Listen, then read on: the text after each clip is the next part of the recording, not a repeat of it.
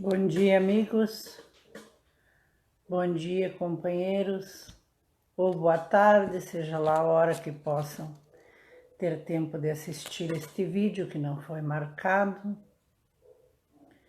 Não poderia deixar de trazer meu fraterno abraço, meu carinho a todos esses companheiros maravilhosos, inúmeros, que estão unindo suas energias junto conosco, que estão nos acompanhando, formando esta corrente maravilhosa de amor, de almas afins, entre as amizades, familiares, companheiros espíritas de várias cidades. Venho hoje trazer uma pequena reflexão sobre a Páscoa. Graças a ele, o nome da mensagem que vou ler. Era inimaginável, era impossível, era incalculável, sem precedentes. O único ato que mudou a história, possibilidade e destino. Ele era carpinteiro, mestre, rejeitado líder.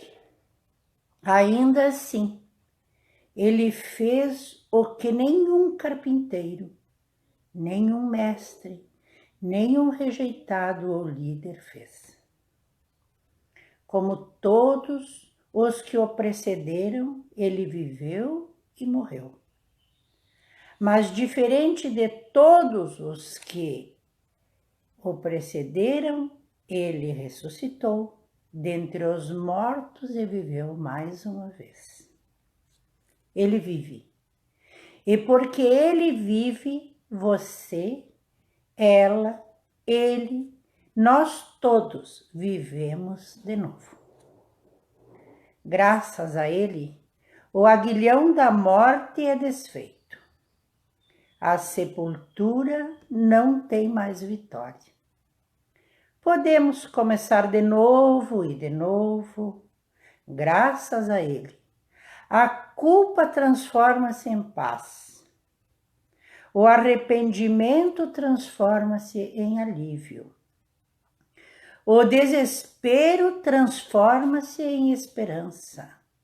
Graças a ele, temos sempre segundas chances.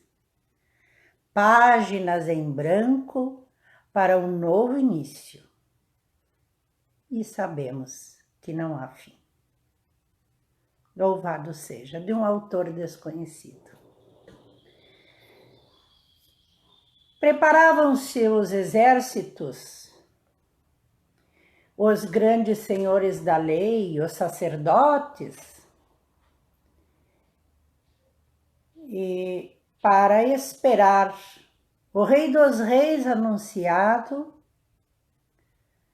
que certamente viria vestido de linhos e púrpuras, e que viria para derrotar totalmente todos os exércitos da terra, segundo a sua compreensão.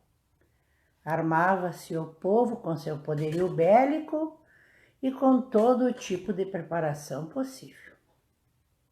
No entanto, ele nasceu sobre a palha. O linho que o cobriu foi a palha.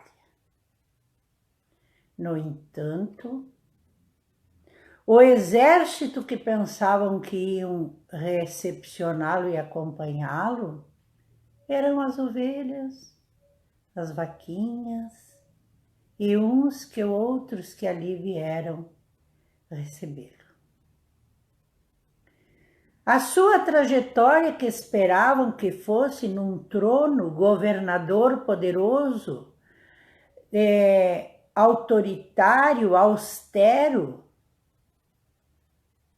viveu numa casa humilde com seus pais, na mais humilde das profissões, peregrinava por toda parte pelo meio dos leprosos, dos indigentes, das meretrizes, dos pobres, dos deserdados.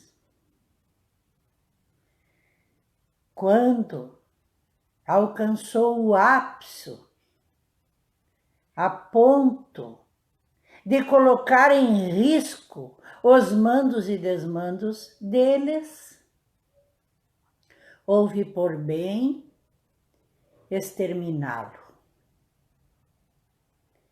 E da forma mais cruel que existia na época, foi crucificado. Dizem que ressuscitou ao terceiro dia, sendo que, fazendo as contas, a matemática nos comprova que eram 2 dias. Fala-se na ressurreição do corpo, sendo que o corpo não apareceu. Sendo que a sua aparição, o seu corpo não apareceu, cientificamente comprovado, impossível o corpo de se materializar ao terceiro dia. E sua alma então se fez visualizar pela pior das mulheres julgada pelo povo naquela época, Maria Madalena. Quando esta aparição para nós espíritas hoje, temos a explicação da materialização do espírito, uma das provas pela qual Madalena quis abraçá-lo e ele disse agora não, porque ainda não estava pronto para esta função. E hoje sabemos da materialização do espírito, né? Da ubiquidade do espírito, enfim, no livro dos médiuns vamos encontrar os tipos das mediunidades, né, existentes na época de Kardec. O povo ainda hoje, por mais que tenha evoluído, ainda se apega aos fatos de menos importância, ao tudo que ele ressaltou e ensinou que era o valor da humildade, da simplicidade e do sentimento. Pois a igreja poderosa de cada um de nós está dentro de nós mesmos. É impossível que para encontrá-lo e representá-lo precisamos de corações feitas a ouro, no luxo. E nós continuamos, mesmo que tenhamos chegado a um certo ponto de estudo, de esclarecimento, de vontade de compreender, de vontade de entender, porque isso é tão fácil, hoje que você tem este material à mão de todos, esta história, que ainda um dia será mais importante a ser mencionada pelas pessoas, a ser questionada, ao desejo e à vontade de saber, de compreender e querer saber. Que vire moda compreender. Aí está a opinião da doutrina espírita em buscar as nuances das suas parábolas, a profundidade dos sentimentos com que elas foram proferidas. Está no compreender que nossos espíritos eternamente viverão, buscarão a compreensão das leis por ele trazida, dos exemplos por ele deixado. Porque nós ainda preferimos, a grande maioria, buscar a palavra Páscoa, lá do início da história, aonde já era festejado há tanto tempo a Páscoa, quando a libertação dos judeus, dos hebreus, e que o povo festejava com grandes pompas na época, a igreja aproveitou a oportunidade para associar a festa da Páscoa à ressurreição de Jesus. Ninguém se interessa em buscar a história. E ainda para acrescentar mais o comodismo, associa-se ovos de chocolate à Páscoa, à ressurreição de Cristo. Ovo é o renascimento, é o ressurgir, é a renovação, é a valorização da vida, a homenagem à vida. Na época usavam decorar, enfeitar ovos para esse evento. Mais tarde, o monopólio, mais uma vez, monetário dos senhores do cacau, né, que já o chocolate ao chegar, foi aí então feito, foi fabricado, foi a ideia de algum comerciante de fazer os chocolates, os ovos de Páscoa de chocolate. Como para o homem é o mais fácil, o mais belo, o mais atrativo, e a moda, todos aderiram. E até hoje, no dia de Páscoa, as famílias, diante das crianças, que estão a nossos cuidados, sobre nossa responsabilidade que o Pai nos concedeu, todas elas sabem a importância da Páscoa pelo tamanho do ovo de chocolate que vão ganhar. Todo mundo sabe da importância da Páscoa, fala e se prepara, às vezes até meses, ou se endivida no comércio fazendo prestações para comprar presentes para todos, porque a Páscoa é época de presentes.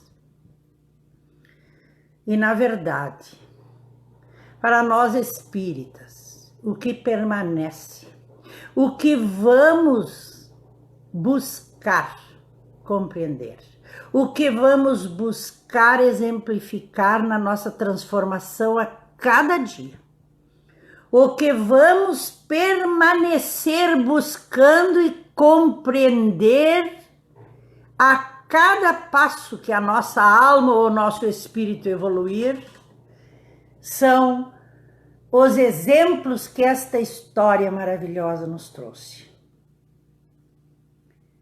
Esta história que deixou com a ressurreição de Cristo não apenas o amar a Deus sobre todas as coisas e o próximo como a si mesmo, nos deixou um legado de grande amor, de necessidade imensa de amor ao próximo, do amor para com todos, amigos, inimigos, sem rejeição a nenhuma classe, e que o seu amor um dia, este amor que foi plantado em nossas almas, esta sementinha bendita que o Pai nos concedeu em sua perfeição, possa frutificar a ponto de compreendermos que não há nações diferentes, que todas as nações deverão se amar mutuamente, se respeitarem e compartilharem, comungarem nestas verdades. Nesta verdade, abrigando-se nesta luz bendita, a luz da vida. com a importância das leis supremas, as leis do amor, da fraternidade, da verdade, que somente a fé esclarecida pode nos facultar. Pode nos facultar ou emanar para toda a terra, para todos os nossos irmãos, para fora das quatro paredes em que estamos enclausurados, este amor.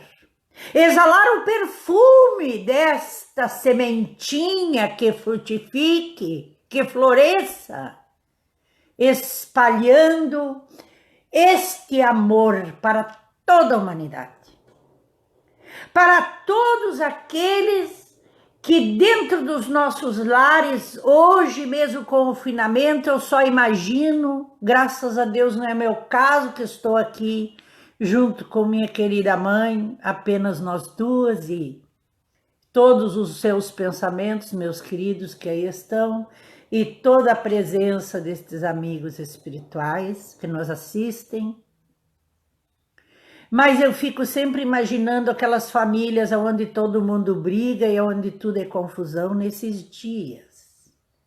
Que é, na maioria das vezes, apenas uma mãe ou uma pessoa dessa família está se espiritualizando e buscando melhor compreender estes ensinamentos, se aproximando, às vezes, dessas verdades no meio de tantas pessoas. Quando fala, não é compreendido, é até debochado no nosso linguajar comum, não é? Porque estás virando carola, porque agora tu virou isso, agora tu virou aquilo.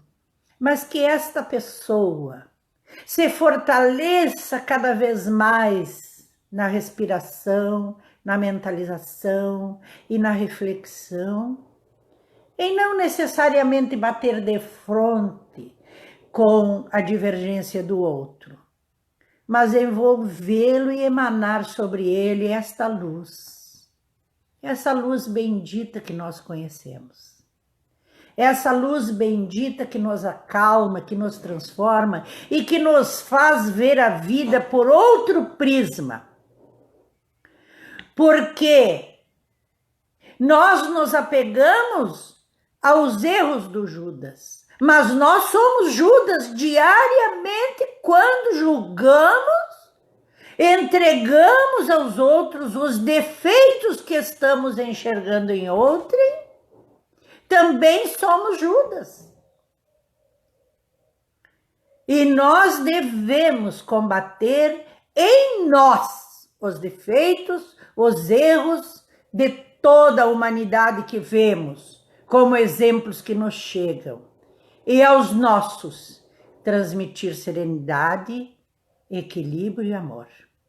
E a maior homenagem da Páscoa, a maior benfeitoria que alguém pode fazer é lembrar-se de estender a beneficência na necessidade que está hoje de alimentação e de socorro, materialmente falando, da humanidade.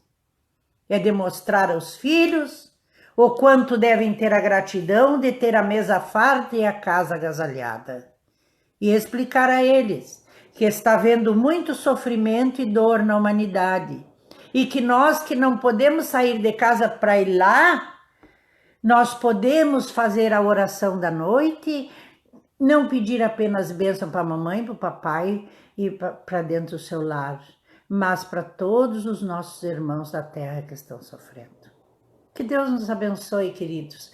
Que nós possamos, a cada Páscoa que tenhamos oportunidade, se o Pai nos conceder, de aqui estar, nos mostrar e ser, para todos os que convivem conosco, cada vez melhor. Essa é a opinião particular, esta é a opinião da doutrina espírita. Que Deus nos abençoe, um fraterno e grande abraço ao coração de todos nós. Até amanhã à noite, às 21 horas, se Deus quiser. Um abraço.